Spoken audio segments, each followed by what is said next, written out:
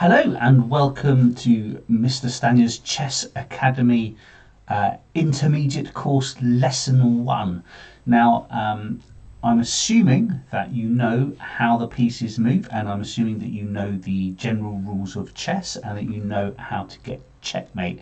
If you don't know these things, then start looking at the beginner's course, or Google those things and then rejoin this course. So what we're going to do today is we're going to look first of all to see if you really know all of the rules of chess, because there are a few little niche rules which some of you might have missed out on. We're going to look at the different parts of the chess battle and think about how we're going to study each of those parts of the chess battle, and hopefully by the end of today you'll be able to get somebody checkmate in just 4 moves. Okay, so first of all, do you really know all of the rules of chess? Do you know the castling rule? Now hopefully many of you do, but I come across some players who are quite good at intermediate level but do not know about castling. So this was a rule that was introduced into chess about 400 years ago to speed the game up. So if we had a simple game going on, so white moves bishop there, black moves bishop there, move the knights out, and then you get to this position. Now if the white player here wants to get his king out of danger and move it, say, to this square, then under the old rules what would have to happen is that the king would move the move to there, and then you'd have to move that piece up, and then just do a black move, then we have to move there, and then because he didn't want to block the rook off, so the rook would have to move, and so on, and it took a very, very long time. But if we what happened 400 years ago, said, well, let's just speed that up. Why not? Why don't we have a special rule where if there's nothing between the king and the rook, there's no pieces between the king and the rook, then the king can move 2 spaces this way and the rook can move 2 spaces this way. So effectively they're swapping position, and this is called castling. So the king moves here and the rook moves here. Okay, so if black wanted to castle, the king would move there and the castle would move there. And so it's basically speeding up the game and doing in 1 move what would take about 4 moves under the old rules. Now clearly if I'll just pop white's bishop there, if black had a bishop there, for example, on b5, then the black player might think, oh, actually, hang on, this isn't fair, because if I castle here, then actually I would have been able to take the king under the old system when he moved through the square f1. So what this means is that if one of the squares that the king passes through would be a square that he'd be in check in, then you can't castle. So in this situation here, white can't castle. Black can castle because he wouldn't move through check on these 2 squares. However, if white had a knight on h6, for example, covering this square here, black wouldn't be able to castle because it'd be cast into a square that's check.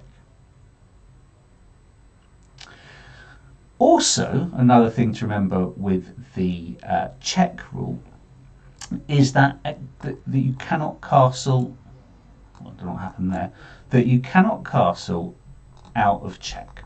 So if we had a black knight on d3, and then that is putting the king in check here, the king, you cannot then castle to get out of check. That's not allowed. Okay, so that would be an illegal move. You can also castle on the queen side. So if white didn't have the bishop and the queen there, and that knight wasn't there, then there's nothing between the king and the rook, and you can castle on the queen side. Now, castle on the queen side looks a little bit different. So the king moves 2 spaces to the left, but the rook moves 3 spaces to the right.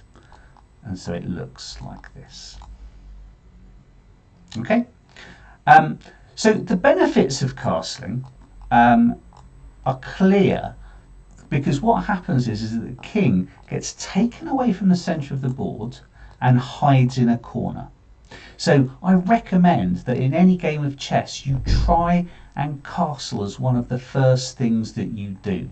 So in any game of chess, you're thinking about, how can I move my minor pieces, that's your bishop and your knight, how can I move those out as quickly as possible so that I can castle. And so you'll see that very quickly the king is taken away from the centre of the board, safely in the corner. Similarly, if you're thinking about castling on the queen side, that's seen as quite an aggressive thing to do, because what it does is it instantly makes your rook come into the centre. So if I've got going to castle on the queen side, king goes to goes to c1 there, rook goes to d1. And you can see here that I've already got a powerful kind of rook and queen combination in the middle. So again, the king's quite tucked away, but it's quite a powerful position in the centre. So that's castling, and hopefully many of you have heard of that before. The second rule, which I'm sure some of you have heard of, but some of you haven't, is to do with pawns. Now this is a bit like the offside rule in football. It's one of those things which lots of people struggle to explain. Okay, so concentrate. Now you see here that you see here that I have a pawn here on g5. Okay, now 400 years ago, about the same time that castling was introduced into the rules of chess, the idea that pawns could move, the idea that pawns could move 2 spaces in their first go was introduced.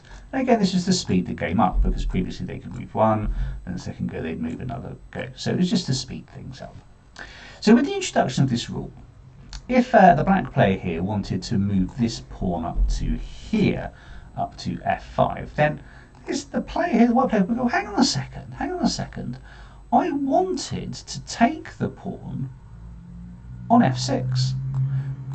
So in the old rules, would have been able to, 1, 2 moves, but in the new rules, you can't. So this new rule was introduced, called en passant, en, new word, passant, P-A-S-S-A-N-T, which is French for in passing. So in passing the white pawn here, the next move, and only on the next move, the white pawn can move to f6 and take the pawn on f5. It takes the pawn. Okay, but you can only do it on the very next move, and that's called en passant. So, for example, if we are in this situation, and it's black's move, and black goes here, the white player can't do en passant, because the black player isn't doing 2 moves on his first move, it's just a normal pawn move. So that's not an example of pawn en passant. If the white pawn's there, black plays this, white plays this, black plays this, and then white wants to do en passant and take here, can't, because you can only do it the very move after. Okay, so if black does this, then white does this, you can take it, and that is en passant. Okay, so you probably won't come across it very often, and even when it happens, lots of players don't take advantage of the en passant rule. But as you are now intermediate players, I need to make sure you understand all of the rules of chess. Okay, so hopefully you now know about castling, and you know about en passant. Okay, we're now going to think about the 3 parts of a chess game, because this is going to form the backbone of how we're going to study chess. And throughout our study of chess, we need to remember that chess is a battle. It's a battleground. It's a war. And we're going to use lots and lots of military metaphors in it. Okay, so there are 3 parts to this battle of a chess game. The first part is the opening, and this is when the 2 armies move their troops onto the field of battle and begin to jostle for position, and that's the opening. We then have the middle game, or the middle of the battle, when the 2 enemies actually start fighting, people start dying, so pieces start being captured, and a general kind of fighting and the melee begins. And then we have the end game. The end game is when there's only a couple of people left standing on the battlefield, and the battle's about to come to an end, and that's the end game. Now, when we study chess, we need to study those 3 parts of the battle differently, because they require different skills. The opening part of the game requires a lot of memorization. We need to try and learn off by heart different patterns to get our troops onto the battlefield in the best position. The middle game, that's when we begin to use our creativity, and we begin to need to think quite difficult and try and use our problem solving skills, because there'll be all sorts of strange combinations we've never seen before. We need to try and work these out to see how we can best capture other players' pieces. And in the end game, depending on the situation, there are certain strategies that we can learn which will give us a real edge when we're playing other people that don't know these strategies in the end game. So each of our lessons will basically go through each of those 3 skills. We'll be looking at something to do with openings, something to do with the middle game, and something to do with the end game. So let's start today by looking at an opening, or at some ideas about opening. So it's the start of the game, and you might think, right, what piece should I move first? There's lots and lots of pieces that you could move first, and what I often see people who begin to play chess do is they quite often move one of the rook pawns forward like that, or maybe this move. Now, not in any championship match in the whole world of chess has anyone ever won a game of chess with opening like this, so don't do that. At the start of a game of chess, the 4 most important squares are in the middle. Just like in a battlefield, the centre of a battlefield is most important, as in chess, the centre of the battlefield. And so you want to begin to occupy this area, which is why this move here is one you see so often. Okay, so king's pawn moves to e4. So this means that you are occupying one of the central squares, and you are attacking another one of the central squares here, and also this other square here, which is near the centre. So these perimeter squares around the centre are of almost as much importance as the centre square, and you'll see that the pawn is attacking one of these as well. So that's why this is quite a good opening. And it also means that you can get your bishop out, and then you can get your queen out. Okay, so we have a very strong opening here. And then if you're black, the important thing is you don't want this pawn to keep going forward, because remember, if it ends up at the end, it can turn into a queen. So that's why black quite often plays this as an opening, which is a very good opening because it blocks the king's pawn. It can't move forward.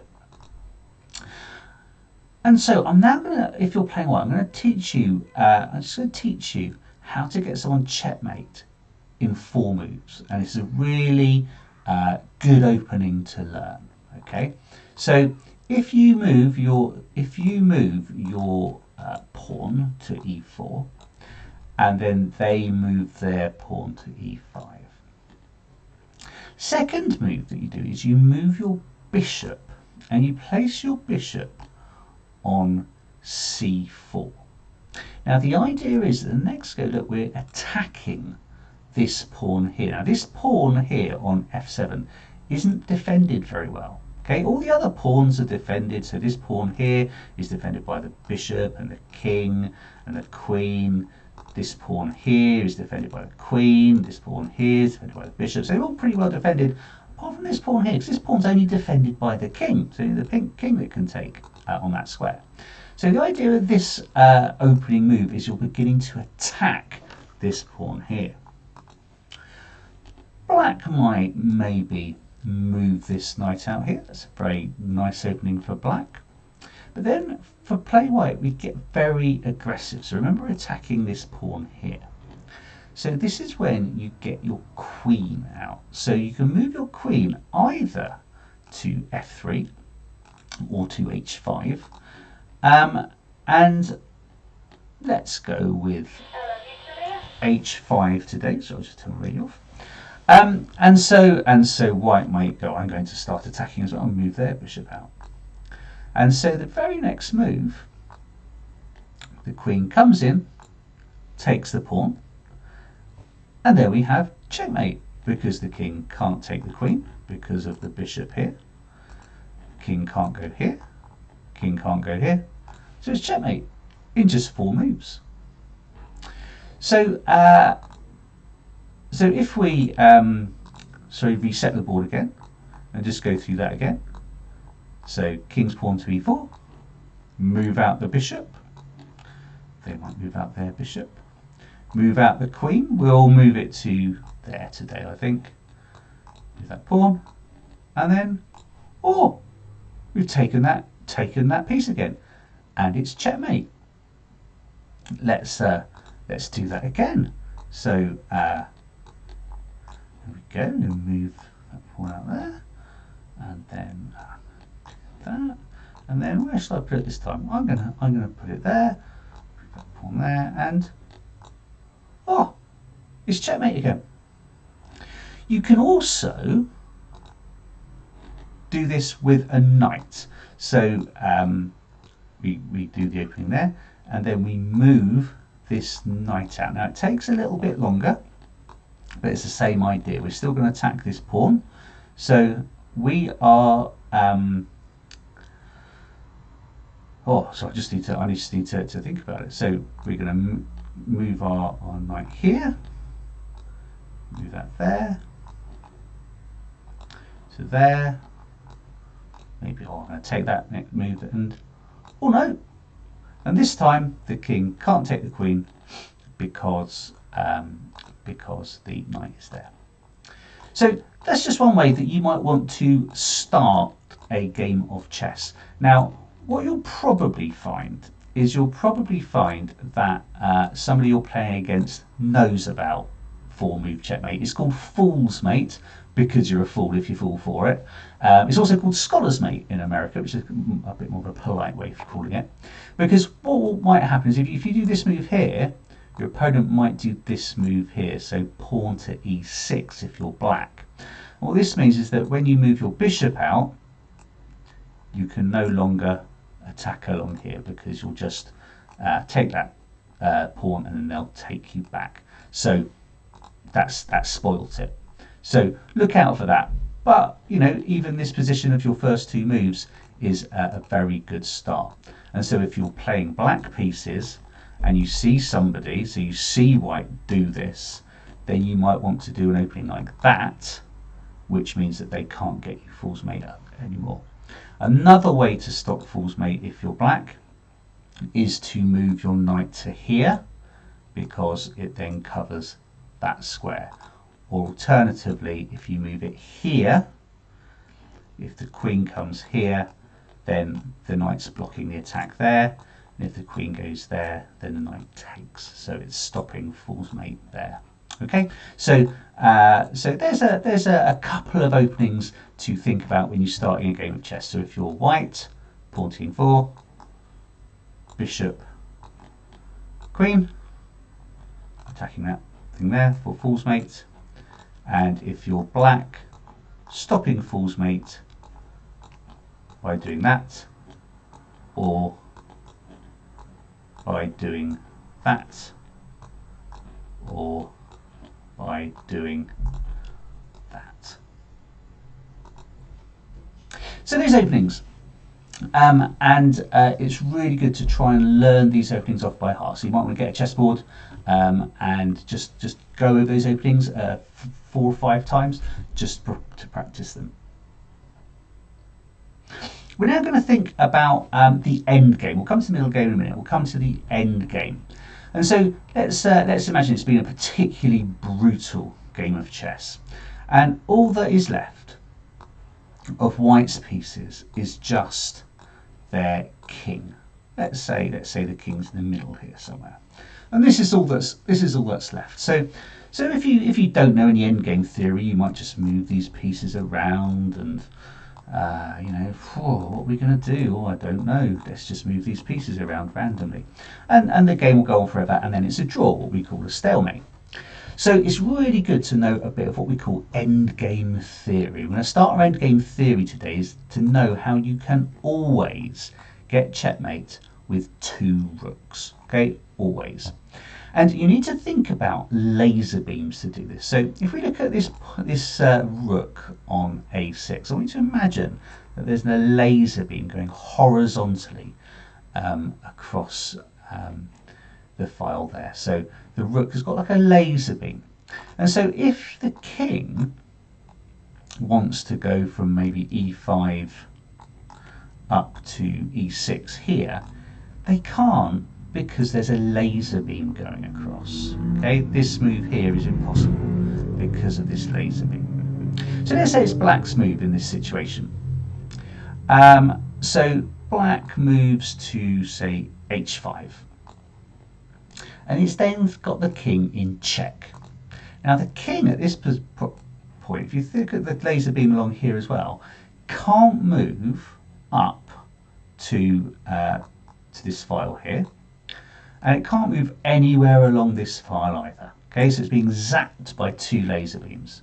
So it has to move down. But we've still got this laser beam zapping across here. So now this rook here on the A file can now move down and zap across with a laser beam here. Still trapped here. King has to move down. The rook moves down, zaps across their laser beam. Choo-choo. King has to move down. Rook moves down, zaps across like this, has to move down, moves down there. And that's checkmate, because the king can't move there and can't move along this row here. So anywhere your rooks are, don't worry about how many moves it takes. Take your time, but try and get your rooks one on one side of the board, one on the other side of the board, and then simply start zapping away. The important thing to remember with this is that on this position, if black just moves up here and goes check, the king can still kind of escape and go where he wants. You want to try and trap the king before you start zapping. So a better move in this situation, isn't to move to h6.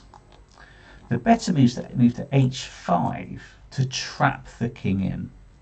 So if the king goes here, zap across, okay, and then you've got that pattern.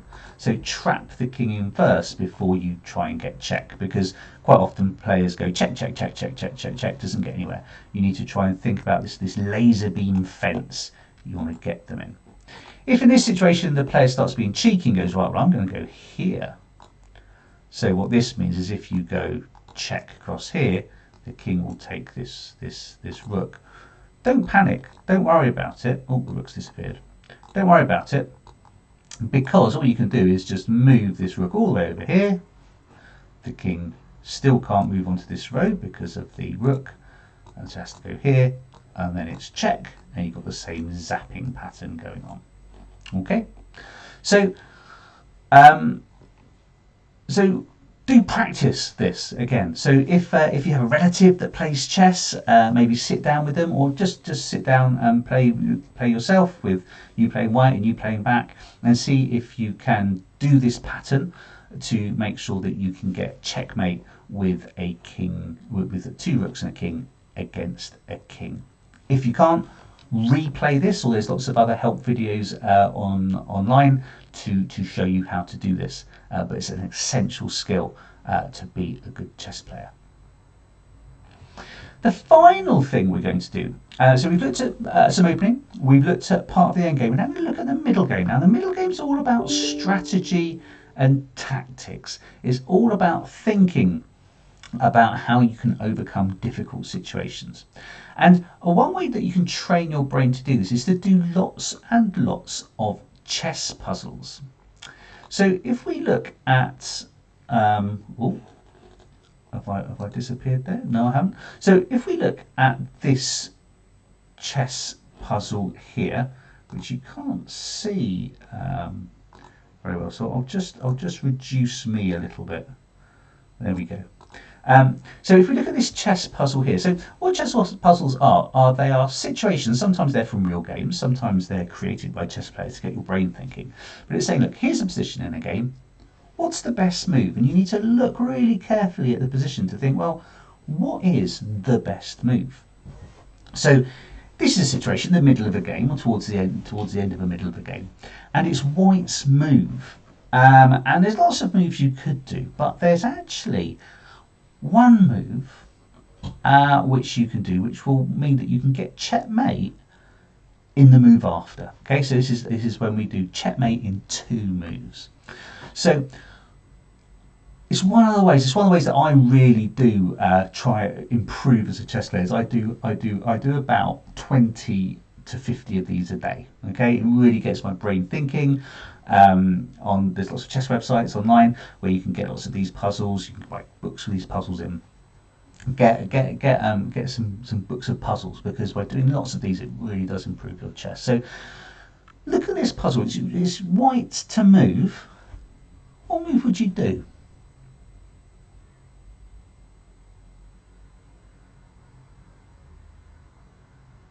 If you still need a bit of time to think about it, maybe pause the video. But I'm going to describe to you what the answer is. I'm not going to show you on the board, because another way to really improve our chess brain is to think about chess abstractly and think about what it would look like, even though it's not in front of us. So the move here is actually to move the rook on d7 up. So the rook on d7 here, up to d8. If you do that, then you'll get the king in check. Now the black king has got 3 options. It can move to g7, it can move to f7, or it can move to e7. It doesn't matter which of those moves it does, because the next move that white does after that is to move this rook on d1 up to d7. Will get the king in check, and it'll be checkmate, because they won't be able to move on any of the squares e8, f8, g8, because you've got a rook on d8. Remember, they can't move along the 7th file either, because there's a rook on d7. But neither can they move to d6 or g6, because the pawn is there. So the solution to this chess puzzle is rook to d7.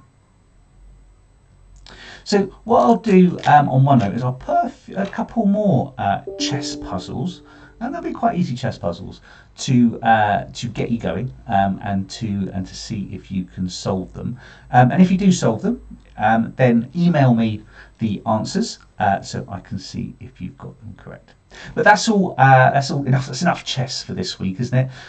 Next week, what we'll do is we'll begin to look at a couple of openings for white, and we'll see how powerful and effective they are. We'll see how you can get checkmate with just a king and a queen, and we will look at a few more chess puzzles, and we'll think a bit more about strategy in the middle game as well. So I look forward to seeing you next week.